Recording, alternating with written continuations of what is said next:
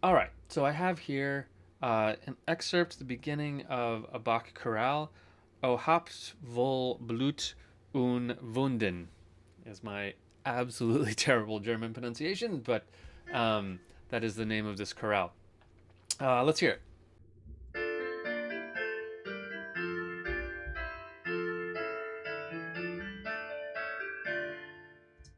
Okay, let's slow it down just a touch, because that was a little hard to wrap our heads around.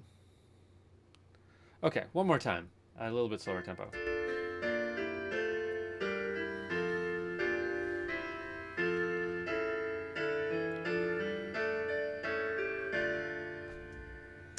Okay, so there's a modulation here. Um, so how do I know? There are two things that tell me right away that there's a modulation happening here. One is that we start and end in a different spot. So here we have F, A, D. So we're probably in, could be D minor, but probably C is our note. So F, A, C. So we're in F probably here. We'll confirm that in just a second, but trust me for a minute, we're in F here. Um, and we end in D here. Minor, D minor. So, and this feels like tonic. So that says probably a modulation. Another thing that tells me probably a modulation is I start to see some accidentals pop up right here. Okay. And uh, whenever you see sharps pop up, you can make a guess, and this isn't a surefire thing, but you can make a guess that those sharps are leading tones, right? So when I see a bunch of C sharps pop up, my gut says we're probably heading to some kind of D. It might be major or minor, I don't know, but just by seeing these C sharps, I might start thinking of D. Um, Now you might notice there are flats here as well, but don't get confused by those. This is just a weird MuseScore thing. Um, B flat is in the key signature, and it's showing them here. I'm not sure why it's showing these flats. Can I just, yeah, there we go. There, cool. Those are in the key signature, so don't get thrown off by those. Okay, so let's do a little analysis. So let's do.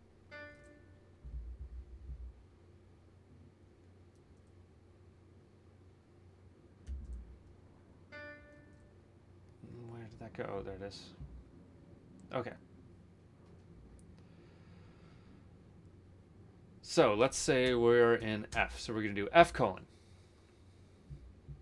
meaning this is our analysis in F.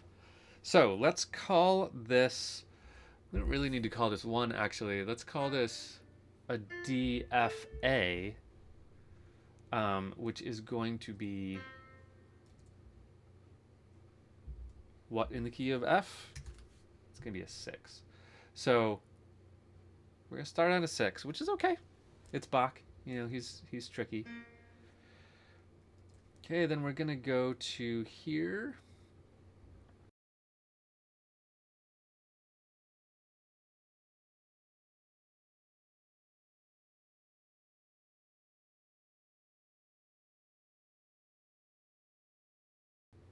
And what do we got here?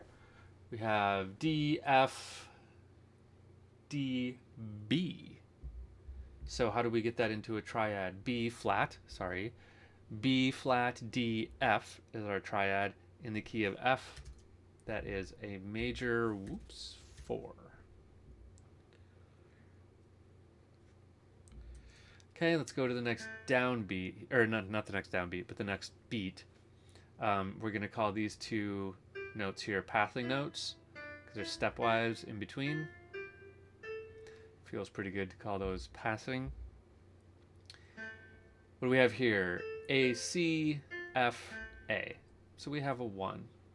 And if we want to be fancy, we call it a 1-6 because it's a inversion 6. It's really hard to write inversions here in MuseScore because I can't do like a subscript, like a really small 6. That's what it should be. Okay, let's go on to the next chord. And what do we have here? So we have D, B, that's a G,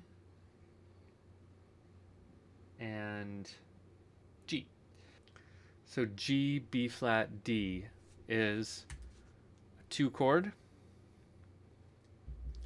And then our last beat here, F, A, C, F. It's a good old 1 chord. Okay.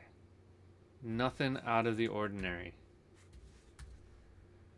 Just having a good time in F. Now, we can confirm here that F is tonic, because if we stop right here, it should feel like a good place to stop. It should feel like tonic. Let's try it. That's okay. That could be the end of the piece. It'd be an awfully short piece, but we get it, right? It's okay. So let's keep going. Here's another B flat. So let's just delete the flat because it's in the key signature. So what do we have here? B, D, F, G. Okay.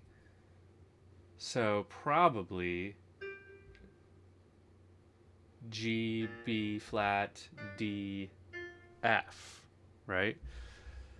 So 2, 7. So something's getting a little weird, but not too weird, because this is really, we should call this 2, 6, 5. If we're going to write our inversions down, I'm going to call it a 2, 6, 5. So it's a 7th chord on 2, but it's not out of key. So it's not a dominant 7 chord. It's perfectly fine. It's in key. So let's leave that. Here we have C, E, C. So that, with a lot of C right there. So that really kind of points to a 5 chord, because we're doubling the root.